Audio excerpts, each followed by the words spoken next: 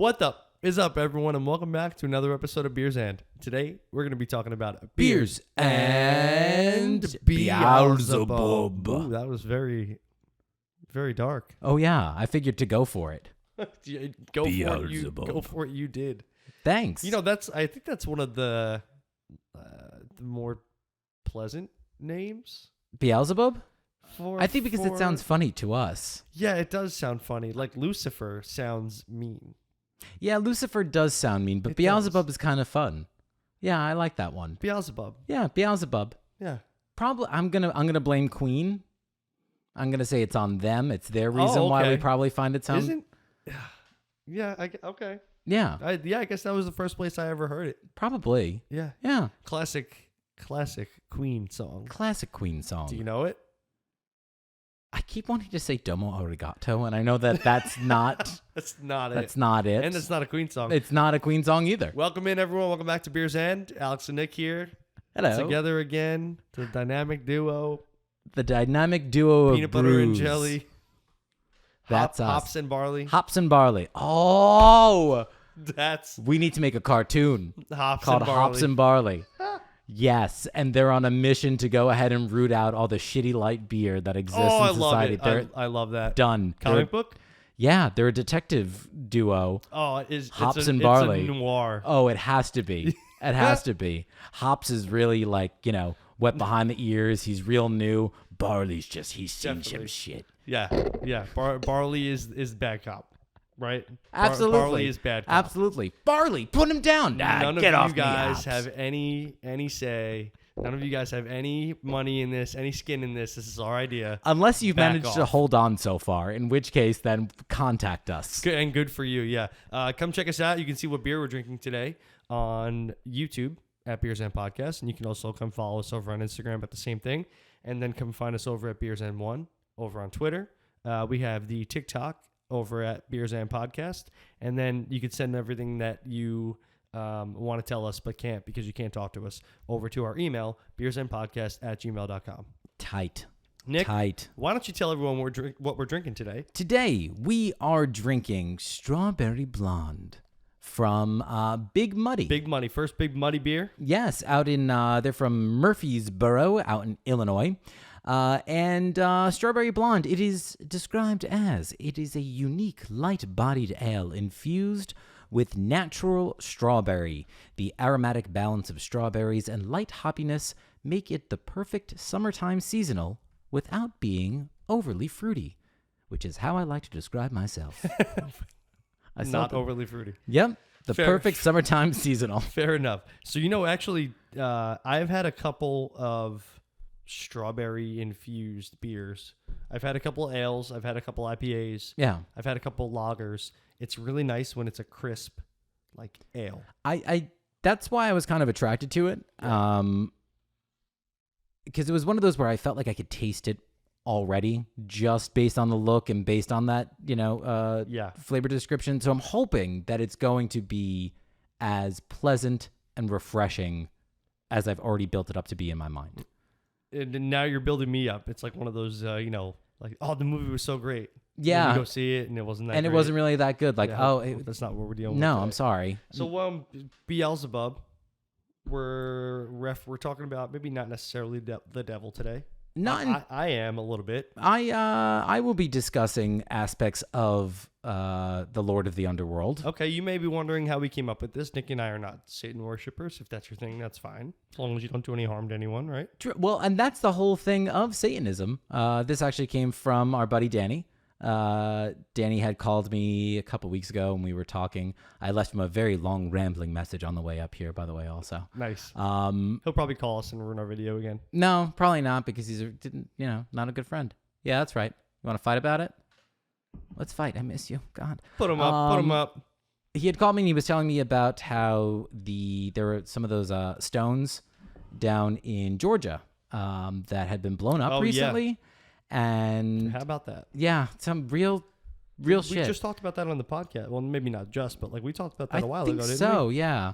And these stones, for folks that don't know, they were put up by some mysterious kind of like donor, and they basically had like rules, if you will, for humanity about how to act and how to kind of like treat the earth going forward. And about a week and a half, 2 weeks ago, some unknown assailant, at least as of this recording, had blown up one of them or two of them, and as a result, they decided just to go ahead and tear down the rest. But they were cited by certain folks as being like representations of the devil or from the Church of Satan. And Danny had said, he goes, I was reading up on Satanism, and he goes, I feel like you and I would be great for it, because Satanism is quite literally just like is to do whatever you want for yourself, but just don't do any poor to others. Oh, okay. Oh, yeah. That's really what Satanism is. I did not know that. Oh, yeah. It's not like devil worshipping by any means. Right. So to quickly go back to like what you were just talking about with the whatever they're called, I forget the 8 governing stone. The governing stones, is that what they're called? I was under the impression that those were guidelines or rules to rebuild society if like a cataclysmic, like apocalyptic event happened. So they're referred to actually as the Georgia Guidestones. Correct. They're the Georgia Guidestones. And sure, I'll accept the cookies for now, but I don't like it. Yeah, it's referred to oftentimes as America's Stonehenge. And again, still no one's been identified. In the late 70s, a man using the pseudonym of Robert C. Christian commissioned the Guidestones on behalf of a quote-unquote small group of loyal Americans who believe in God. Altogether, these 6 granite slabs stood roughly 19 feet tall and served as a sundial and astronomical calendar. Right. They were etched with messages in a dozen languages, including English and Babylonian cuneiform. So many conspiracy theorists have pointed to their commandment-like inscriptions, such as the instruction to, quote, maintain humanity under 500 million in perpetual balance with nature as evidence of a shadowy cabal that controls the world. So yeah, it was basically just a means, kind of like a list of, again, do good unto others and try to be conscious of like the world and nature around you. It's really kind of sad. It's actually very sad that someone would blow it up. Yeah, it's like one of those weird things, but like why would, so here's my thing. Well, I guess I kind of get why they had to take it down, but we should be putting those back up. Oh, yeah. So the Guidestones founders, this is from a Washington Post article, wanted to make a, quote, moralistic appeal to humanity, according to the trade group, and etched 10 guiding principles onto the stone. They urge humanity to protect nature and care for fellow citizens. They were largely, again, uncontroversial, but they said that 2 entries raised eyebrows, the ones about world population, and another encouraged reproduction to improve fitness and diversity. That was a strange one. I read that too. It was be selective with reproduction. Something along those lines. To encourage fitness and diversity, yeah. So it seems as if, and I know this is not part of, well, actually, this is still part of, I guess, how the topic came about.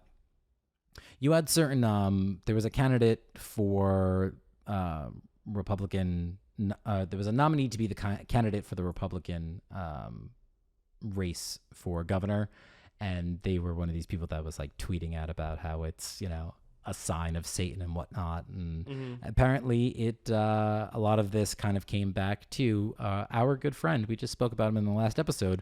Right-wing conspiracy theorists, such as InfoWars founder Alex Jones, have seized on the edicts as proof of a nefarious globalist scheme. Ethan, get rid of this guy, please. Yeah, good Lord. Could you get on that? Thank you, Ethan. Yeah, misinformation circulated that linked the emergence of the coronavirus to the Guidestones. Yeah, it's a whole bunch of, good old, my batshit friend and yours, Marjorie Taylor Greene, quote, there is a war of good and evil going on, and people are done with globalism. Oh, my God. And then we got the monkeypox. The monkeypox. I know we just talked about it, but there's someone that had called it a Luciferian cabal, which, tell me that's not a great fucking name for a punk band. Luciferian cabal. Luciferian cabal. Hey guys, thanks a lot for coming out tonight. We're Luciferian Cabal. We've got some merch over our table. Thanks. Hail Satan. And don't forget to tip your waitress. Tip your waitress. Thank you. So Danny had said at the end of this, he goes, you guys should do an episode on on the devil, on Beelzebub. Okay. And that's how it came about. Danny, good stuff. But this beer, I'm sorry, that was a long explanation. That's okay. Big money. Let's give him a shot. Ooh, Smell it? I Smell the like strawberry? that. Mm.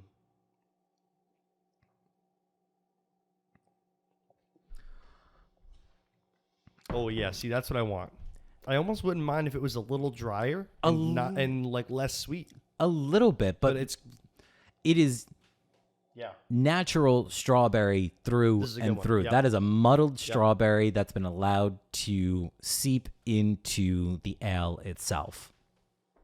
I wish I was able to offer up a little bit more on the beer. Unfortunately, I wouldn't be surprised if there wasn't that much on there. Well, to be honest with you, there's not really much of anything on Untapped, really nothing on Beer Advocate. And the website, I'm sorry, but I got to call out the folks over at Big Muddy. I mean, they've got like an event list from 2019. If you're making beers like this, come on, let's pick up our. This is really easy drinking. Yes, it's really crisp. Yeah, it is refreshing. Again, it's not over the top. No, which I like. It's really smooth.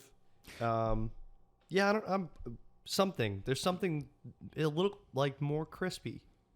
You're looking for something a little bit more crispy? Yeah, I think so. A little more clean on the finish. Perhaps it is a little more light beer-ish. Yeah.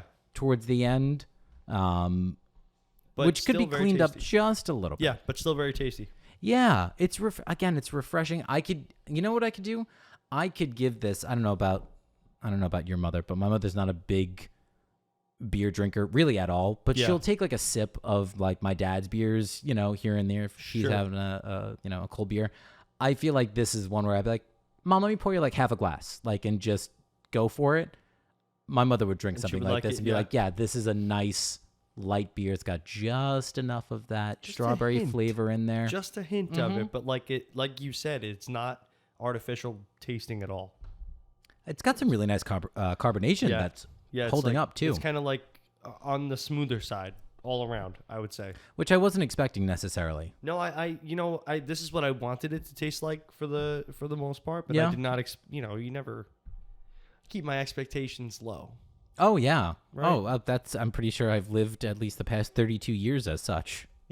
That way when anything goes right, even the smallest thing, always just a little bit better. Absolutely. What do you think? What do you think? Giving it, are we over 4? I might. Oh. I'm gonna go. I think a 4 flat. I think that's fair. I don't think that it deserves less than a 4.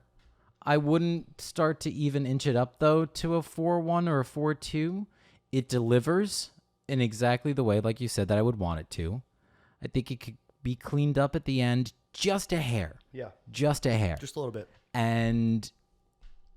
But otherwise, again, I think it delivers. It's refreshing. It is what it's it fun. says it is. Yes. Right. And again, I really do appreciate because I think we've had a number of fruit based beers and brews at this point.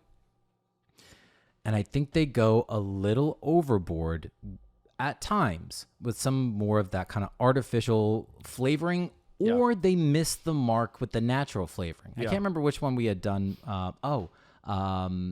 Ginger Ninja a while back. Oh, yeah. From, that was a long time ago. Yeah. And they had used, I assume they probably described it as like copious amounts of fresh ginger, and we just didn't get it. Yeah. So sometimes I think you can miss the mark when you're using just natural flavors. This actually doesn't.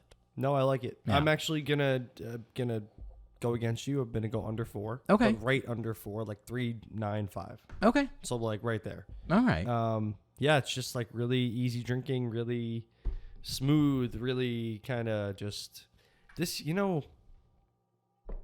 don't say this about many beers. I could drink this while playing Chandelier. Yeah. You know what? This is an adult. It's an adult beer. It's a craft beer that I could feel like I could get a little I'd get a little crazy with it. Yeah.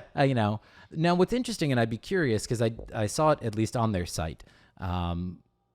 they make a blueberry blonde as well. Ooh, love that. Which I would be a little interested to check out. Blueberry ales are one of my favorites. I love it too. I'm a sucker for that. Blue Point makes a good one. Mm-hmm. So maybe if I find it, maybe we'll do we'll do like a mini one. We'll have it at a little get together. Well, you got this close to you, right? Right at the old Wegminos. Beautiful. It was wonderful. We didn't do question of the day, so we're gonna get into it now. Yeah, please. What is your favorite like iteration of the devil in either book or film? Ooh. I have one. If you want me to go first, I have one. It's kind of off the beaten path. It's a little bit of a deep cut. Not many people have probably seen this movie. It's called Crossroads. It's an old. Oh, isn't that one of those where like they're being chased by the devil the entire time? No. This was okay. This features a very young Ralph Macchio. Oh my God. Okay. Yep. And Steve Vai. I don't know if you know who that What? is, but he's Yeah. a guitarist. Yeah. And Steve Vai is the devil's guitarist, and Ralph Macchio is like Shut up. a prodigal guitar player, and then he battles the devil's guitarist. And it's really funny because, obviously he's not playing. Yeah. But like he tries his best to make it look like That's good. Ralph Macchio tries his best, yeah. I'm gonna do a shameless plug, I think, if I can. A while ago, and I've been thinking about this because I was a karma, and hopefully clear the air a little. I had been doing some work with someone overseas on an animated like web series. They were self-trained in all their animation. Oh, we really cool. clicked and whatnot. Called God Inc. And one of the characters was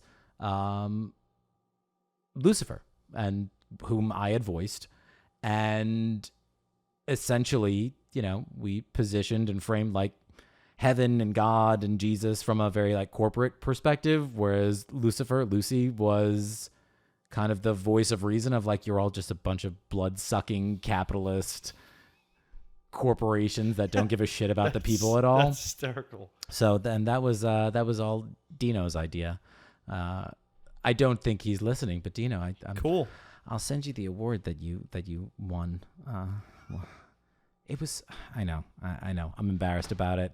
And now that I've put it out there, I have to send it to him. So Definitely. yeah, We're all about accountability here on Beer's End. Yeah, but otherwise, Devil went down to Georgia. Love that Devil too. Devil went down to Georgia. Oh God, so good. Damn, Charlie Daniels. Just come on back, you son of a bitch. That is one of my.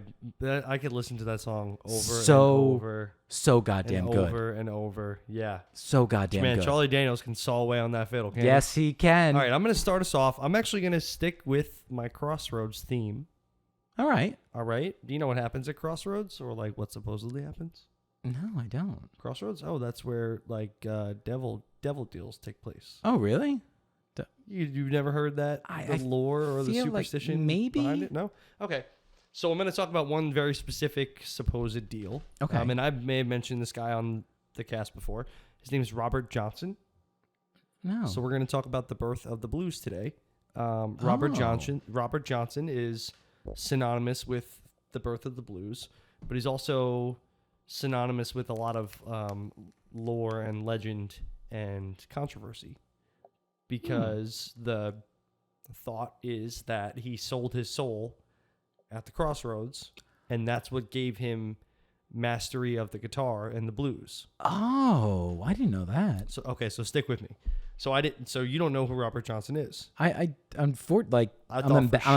embarrassed at the fact that I don't believe it's okay. I do. And like he's not a really, I wouldn't say, well-known blues guitarist. Yeah. But outside of like guitar players, Right. For the most part.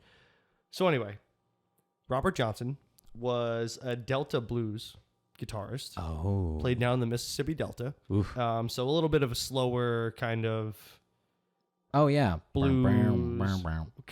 Exactly. Yeah. Exactly. My baby Okay. gonna left me. Perfect. I didn't even have to do it. Yeah. Okay, so Robert Leroy Johnson Yeah. was born May 8th, 1911, and he died August 16th, 1938. Wait. I'm sorry. 1911 to 1938? Correct. He died in his 20s? Add another to the Forever 27 Club. Oh, shit. Huh. Okay. I'm sorry. I didn't mean to cut you off, but wow. So now he's widely recognized as a master of the blues. Like I said, specifically the Delta blues. But before that, though, he was kind of like a small-time musician. He really didn't have a lot of public recognition or commercial success in his lifetime. It wasn't until after he passed that people really found out about him, and like he was renowned as a guitar player. Yeah. So he was a traveling musician. He played street corners and like kind of like Saturday night dances, stuff like that. But he only participated in 2 recording sessions in his entire life. Once in 1936 in San Antonio, and then the following year in Dallas, 1937. Huh. Between these 2 recording sessions, 29 songs were produced, recorded by famed Country Music Hall of Fame producer Don Law. Huh. Outside of these recordings, not much was known of him besides the small like musical circuit he played down in Mississippi. And he had a bit of a small cult following in his life and for about 2 decades after. In 1938, someone, I don't have his name here, he's a really well-known guy, I'm going to look it up later, sought him out to play a show at Carnegie Hall, but he had passed. Oh my God. And then 3 years later, another guy sought him out to do, it was a musicologist, I think his name was Alan Lemoy or Alan LaRue, went to record him, found out he was dead. Turned out the 2 guys, the first guy that went to find him and Alan, I think it was Lemoy, they were working at Pacific Records at the time. Way. Who had the rights to Robert Johnson's music because it was recorded at the previous record studio and was bought out by Pacific. Oh my God! So they quite literally like just came across this album. They came and they across were like, let's find this work guy with like alternate songs that nobody had heard before. Huh. So after a while, the one guy, Alan Lemoy, put out his works. I think it was 1961, and that's when he really blew up. Okay. Wow. Okay. So playing off the fact of how little is known about him, that's where a lot of the controversy arises with the supposed like selling his soul shtick. Yeah. So this also coupled with his like sudden rise of guitar skill. Yeah. So it's noted that a couple of people had said that they had seen him and his whole life had always wanted to be a blues guitarist. But when they had seen him years prior to him being a master, he was like a novice and like really didn't even know how to play. Huh.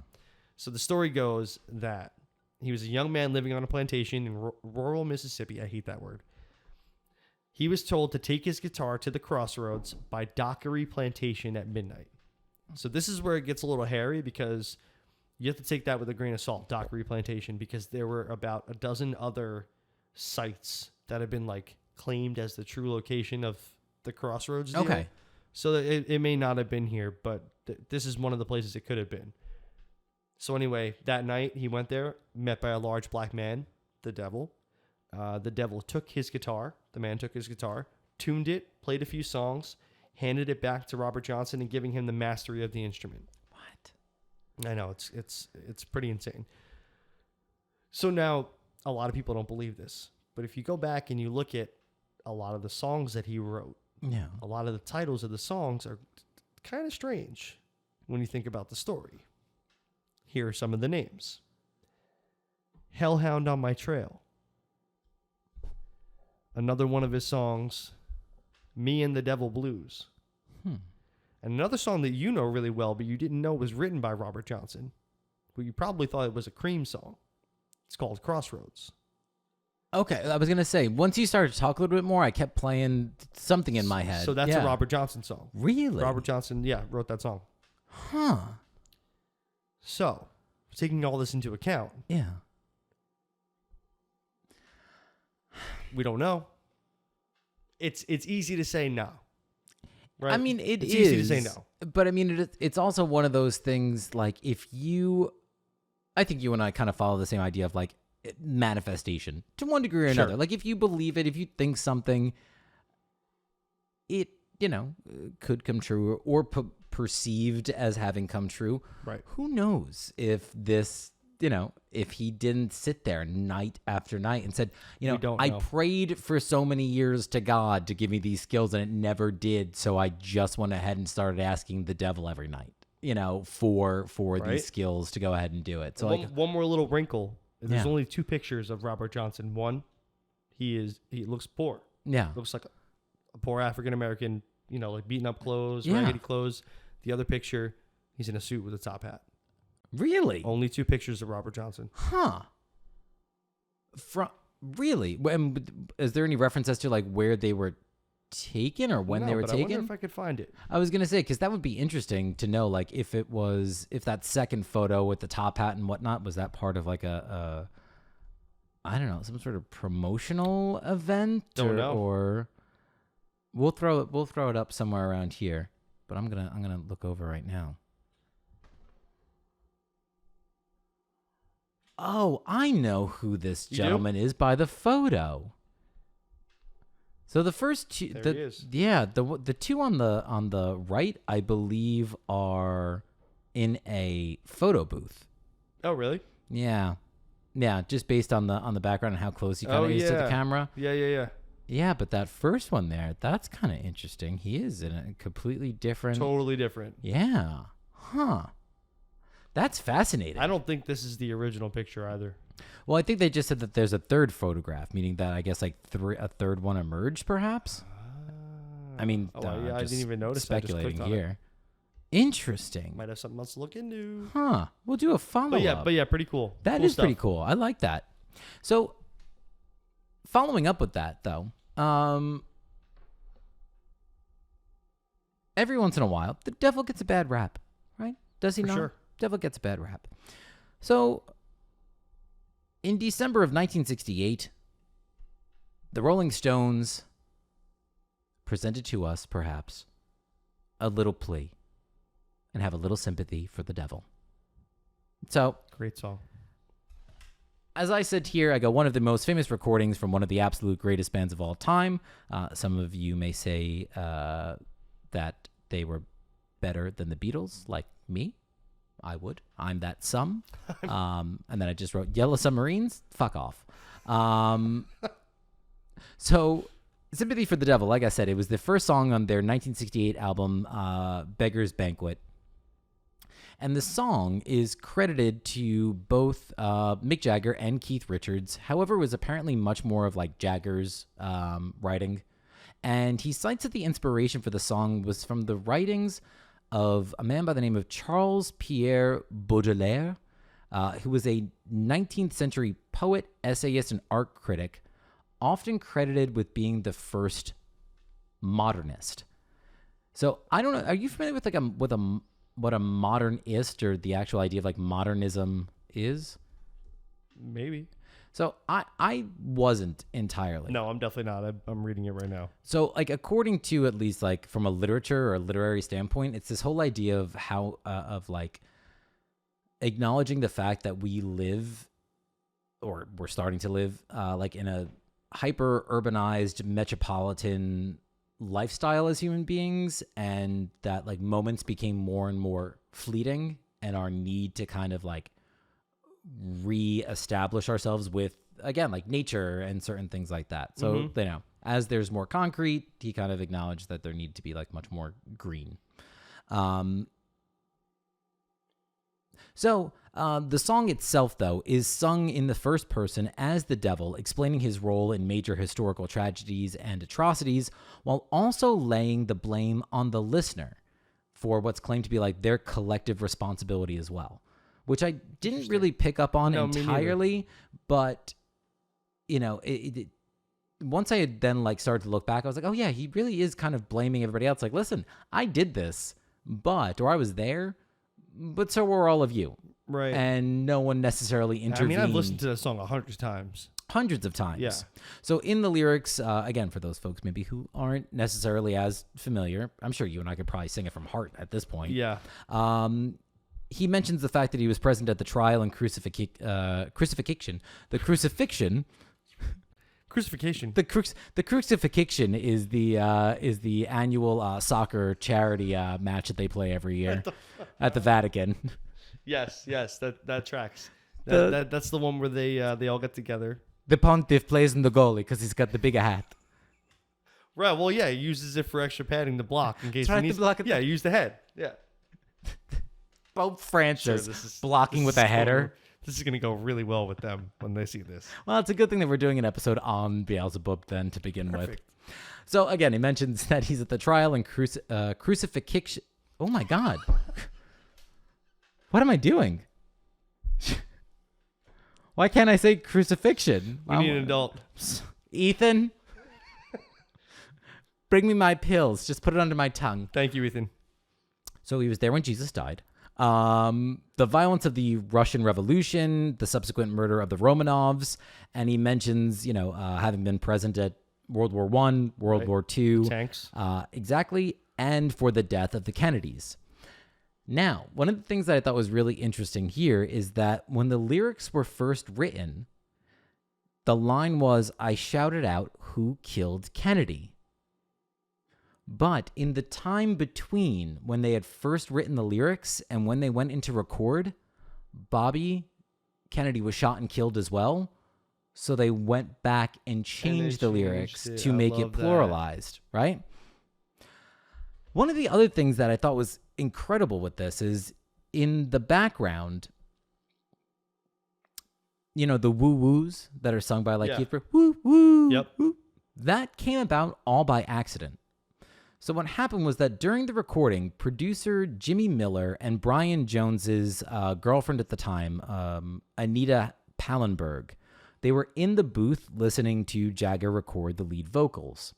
So apparently Miller was half talking to himself and half out loud, coaxing him to give more and asking him, "Who are you singing about? Who are you singing about? Who?" So apparently that Anita Pallenberg had like thought it sounded good and was like, that's kind of interesting.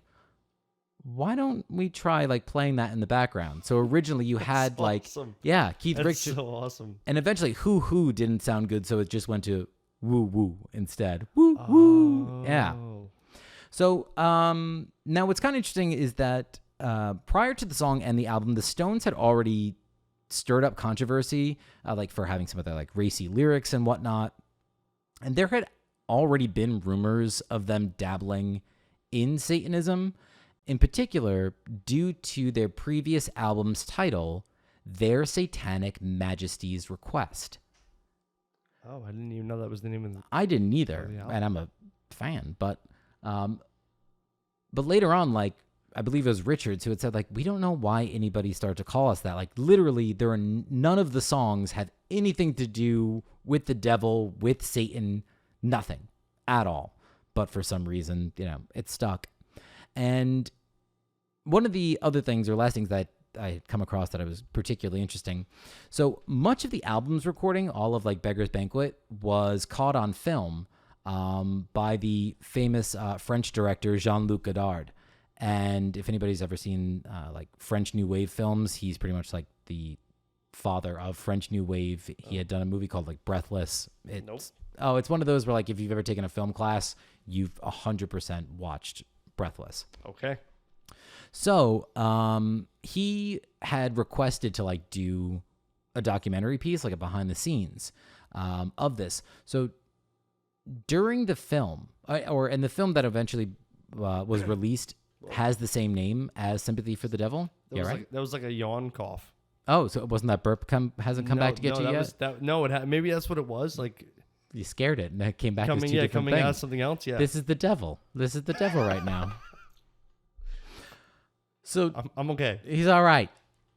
So during filming, one of the film lamps had caught on fire during the recordings, caused a massive fire, destroyed, significant portions of the studio as well as portions of the band's equipment.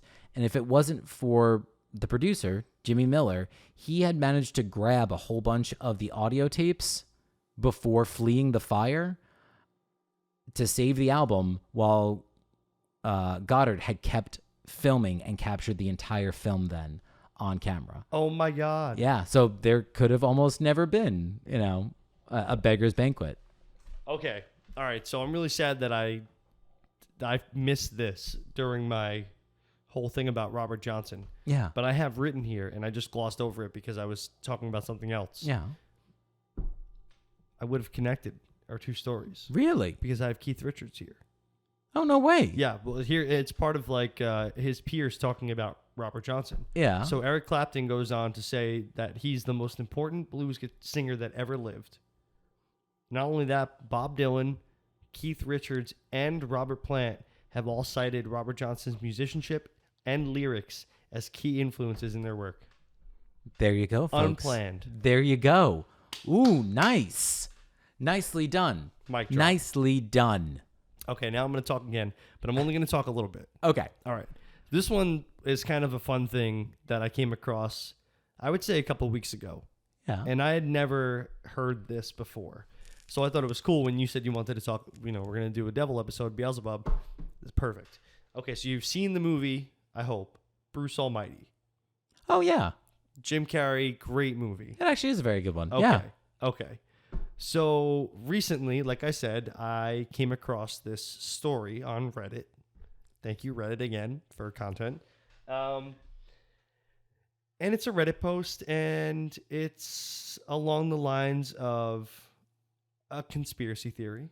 You love this stuff. And what kind of Beers End podcast would it be if it wasn't a conspiracy theory from Alex? I think it's perfectly fine. So we're going to have one. What if God from Bruce Almighty is actually the devil? Morgan Freeman? Correct. Morgan Freeman. I hope you've seen this movie. You at home listening with your hair in your ears. If you haven't, great movie. Yeah, I mean, would say that is one of those where I would be like, yeah, you should go and watch it. It is a well done movie. It's pretty good. So I'm going to give you a little brief. No spoilers here. But just a little brief of it. Okay. Okay. A brief. So Jim Carrey is Bruce Nolan, a kind of like down on his luck news anchor. And that's the way the cookie crumbles. And that's the way the cookie crumbles. I'm Walter Cronkite. I was going to say that was a little Nixonian too in there. That's the way the cookie crumbles. Agnew! Kind of, yeah. There was a little, yeah. So, I grab inspiration from everywhere. Walter Cronkite meets Richard Nixon and Bruce Almighty, the recut. It's great. It's perfect. Okay, so he comes to hate God in this movie. Yeah. Okay. So he's passed over for a promotion in favor of his rival. Do you remember his name? Steve Carell plays Evan Baxter. Oh, Evan Baxter, played by Steve Carell. That's Jim Carrey's rival. After a violent on-air outburst, Jim Carrey's character Bruce is fired from the station, and then afterwards is mired in a bit of misfortune. Okay. He steps into a puddle. Things break on him. Okay, so this is when he proclaims, after he decides that he hates God, he's the one that should be fired. God should be fired from his job. Okay. After this, upon receiving a call on his pager, he arrives at an empty warehouse where he meets God, Morgan Freeman, and God explains it's much harder than he realizes to be God. And he tells Bruce that you can have my powers, you can have my job. Yeah. And you will. But you're not allowed to tell anyone else that you have my powers. It's, kind of like the social aspect of it, like avoid the media attention, right? That's a quick way to also find yourself in a padded room. Also, yeah. And he tells Bruce that he cannot use his powers to change anyone's mind, right? You can't use it to affect anyone's thought process or correct. Yeah. Okay. So you're familiar, I'm sure, but after he obtains God's powers, he's a little selfish. He tries to impress the love of his life. He gets his job back. He humiliates his rival, right, on air, makes him say ridiculous, funny stuff. I don't know if you remember that scene. Yes. Great scene. So I forgot about that. Yeah, fantastic. So rising action, climax, falling action, all that stuff. Movie and scene. If we sit back and think about it, and this guy brings up some good points, I'm gonna read it straight from the post because the way he talks about it, I don't know if I could do it any justice. Okay. So the way he puts it, here's the post. The entire premise of the movie is that Bruce grew to hate God and then was given incredible powers to prove that being the Almighty is harder than it looks. But if we look at the situation objectively, Satan would see a much greater opportunity in a mortal growing to hate God. That would allow him to tempt and manipulate the person far more than normal. Not only that, but God is supposed to be omnipotent. whereas the being that Bruce met had clear limitations, particularly related to free will, which he couldn't affect. The things that Bruce used his powers for also make me question if they come from God. He made a monkey crawl out of a guy's ass, then jump back in. And in a deleted scene, I did not know, I didn't see this scene, he sets Evan Baxter on fire, apparently with a look of like pure maliciousness, according to this post. Bruce's abuse of his powers eventually caused the city to descend into absolute chaos. And this gentleman or lady, I assume gentleman, highly doubts that God would allow so many people to get hurt just because one single news anchor had a crisis of faith. The story makes more sense if you think of Morgan Freeman's character as an evil genie giving Bruce exactly what he wishes for and taking pleasure in the chaos that ensues. Huh. It's kind of a lot to unpack. And the one thing that I would say that I don't agree with this totally on is the fact that, like, God probably wouldn't use his powers to manipulate people anyway. Okay. You know, like, that's not really part of God's thing. I was going to say, you know which part I disagree with? So I liked the idea about I actually liked the idea about temptation, that it was the devil, because that's like the whole thing of Jesus wanders around the desert and the devil tempts him the entire time type deal. The argument that God would not... like let the city descend into chaos. Yes, that one I think is such a strong argument too, because like if everybody remembers, like, let's not forget, there's the God before Jesus, and there's the God after Jesus. Nice guy, sure, he killed and took his son and all that kind of stuff. The old God was pissed off. Wrathful. He was like, you know what, flood, Lotus, taking your firstborn, flooded the world. Yeah, fuck around and find out. That was God's. That's the Old Testament God. That should be the first in like the book of, in like the index. Fuck around and find out. Part 1, book 1, line 1. Yeah, and then the second half is like his redemption story. He has a kid. He loves the kid. Of course, he softens up a little bit in the whole 9 yards. Yeah, but that's actually kind of interesting. Yeah, it's an interesting thought on the premise of the movie, because we are led to believe that. Oh yeah, he is God. Well, who would? I mean, we're also leaving the soulless Hollywood elite, to go ahead and tell us what is God and whatnot. Yeah. That's interesting. I like that. I like that a lot. And some might say that whenever you present some of these conspiracy theories or some of these alternative stories, you might function as what one would call the avocados diaboli. Avocados diaboli. I'm so sorry. I just should have went to take 2. Some would call you the avocados diaboli. They do say that the avocado is the healthy fat. That is the healthy fat. Ooh, that sounds cheeky too. That's another good name for a band. The healthy fat. We're the healthy fats. It's better than being the trans fats. We're the trans fats. It's like Oscar the Grouch on a flag or something. Oh, so the avocados diaboli or diaboli. You have my attention. It's Latin for the devil's advocate. So I don't know why this had all of a sudden kind of popped in my mind when I was doing some research. And again, you and I had chatted that we had dozens of different devil-related things. Yeah. So this one, at the last minute, had kind of popped in my mind. So today we use this term and know this term is basically applied to a person who, in a situation, like for the sake of debate, will go ahead and present an alternative viewpoint, even though they might not necessarily agree with it. Yeah. But just to go ahead and kind of stimulate conversation. So what's interesting, too, is that I didn't know that but despite it being a medieval term, it's actually one of the most commonly used phrases in modern vernacular, like that it's managed to persist all these, hundreds of years and centuries. Truly. So where did this term actually come from? Is it actually, was it just kind of made up at the time to show an alternative or whatnot? So to be the advocatus diaboli or diaboli, it was actually a position within the Catholic Church. So while popularly known as the devil's advocate, the name of the position was promoter of the faith. So this was a person who was a canon lawyer appointed by the church during the canonization process, who would have to serve an argument against canonization in order to uncover any like character flaws or misrepresentation of the evidence presented. And I said, let's stop here to ponder the irony, shall we?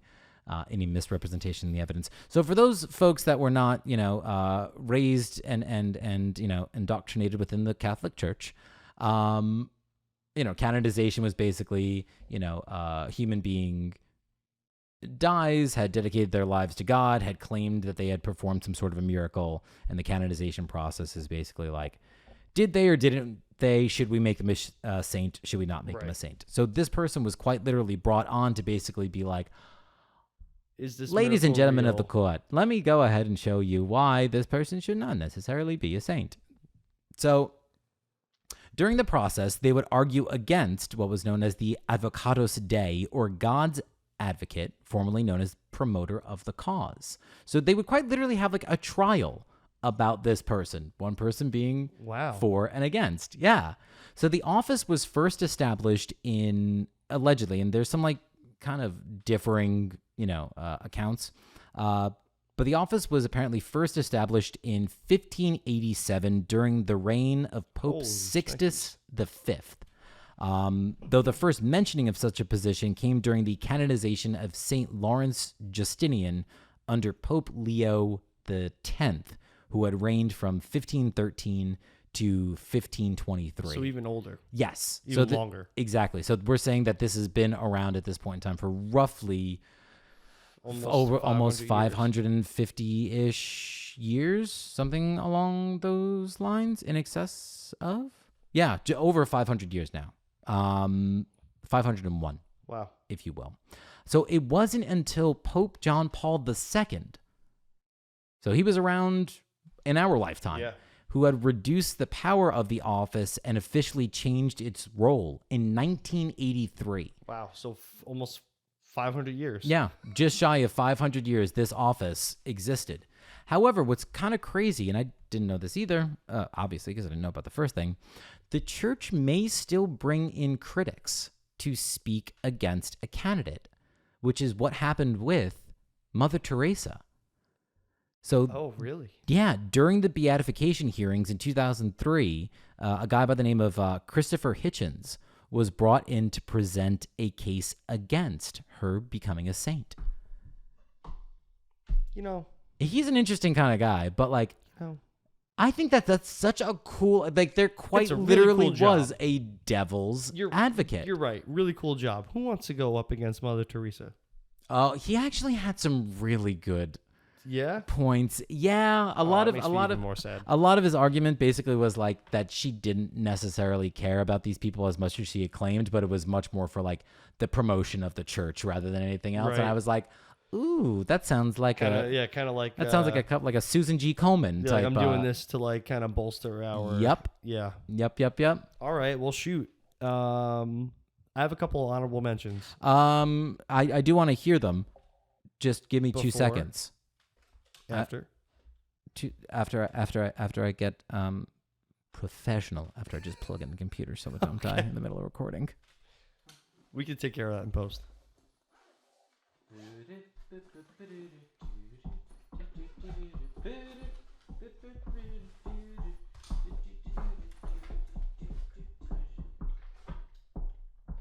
me a favor and just plug this in real quick. Oh, so I have to plug it in. Ethan, can you take care of this Nick Messina guy for me, please? Oh.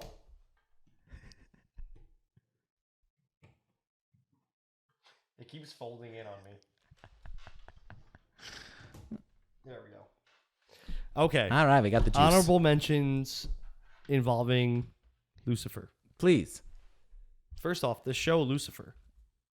Oh. Talk about... I've never watched it, but I do know that it was actually quite popular. Great show. You made the comment before, sometimes he gets a bad rap. Yeah. And, like, that's how that show portrays him. Like, he's not really a bad guy. Yeah. He was kind of, like, forced to be the ruler of the underworld. Yeah. That was the part that he's played. I like that. Bedazzled. You mentioned a wonderful Bedazzled. Brendan Fraser film. And what's her name? I always forget her name. Elizabeth Hurley. Yeah. Yes. Yeah. Oh, wonderful movie. Great movie. Great movie. Better than the other movie I talked about. I can't even remember what it was. Bruce So terrible Almighty? compared to- yeah. Oh, So, Bedazzled who is so cares? much Watch better. Bedazzled, yeah. Hilarious. And then my last honorable mention. Oh, you son of a bitch! You've been wearing Devil's gear the whole time. I sure have been. Oh! I didn't realize we were wearing costumes on this episode. You know what's really funny is this was totally just my mistake. Yeah, Actually, I believe you might it not. too. You might not believe me. No, but I actually do. And my last favorite honorable mention. This is just like kind of one of those things that's always stuck with me. Really cool. If you're familiar with, and you definitely are, the Divine Comedy, Dante's Inferno. Course. The way that the devil is portrayed in the Divine Comedy, or at least where he is, you would think that down in hell it would be very hot, but not where the devil is. No, because the devil's trapped in hell, trapped in ice, because he's constantly trying to flap his wings and fly out. Oh. But his wings are so strong that the air is so cold that deep down in the ninth circle of hell is all ice. Oh, I didn't know that. Yeah. I love that. That's how it's portrayed in Dante's Inferno, in the Divine Comedy. Fascinating. Super cool. That was my last little. I will throw one more mention. mention, if anything. I do love, and I know that you haven't really watched Futurama ever, but No, but the robot devil. But is it? Yeah, I feel like that I've seen. Love the robot devil. Was it? Doesn't he like possess a car or something? Oh, he possesses a car. Right. Yes. A whole bunch of different things. Let me tell you. Great topic. In the great words of the Grateful Dead, a friend of the devil is a friend of mine. And we hope that you're friends with us. And then by proxy, a friend of the... Are we friends of the devil? I mean, probably not friends. I wouldn't say friends. Like, He probably doesn't really even know who we are. No, I mean, I would text, I would prefer it that way. text him back a thank you if he said like happy birthday. I'd be like, thanks, D. What would the devil's birthday be? Well, he actually was, if I'm not Is mistaken. it I believe June it. 6th. No, I think that'd be so on the nose. I think that'd be so on the Year- nose. year Year 6. I think that'd be so on the nose. Yeah, it's not. It's too much. Yeah. Yeah. All right. On that not funny note, we're gonna get out of here. Well, yes. Make sure you keep a lookout for our punk band, Luciferian Cabal, and And also the Healthy Fats. and the Healthy Fats. That's the children's version. It's our indie rock band. See ya. Goodbye.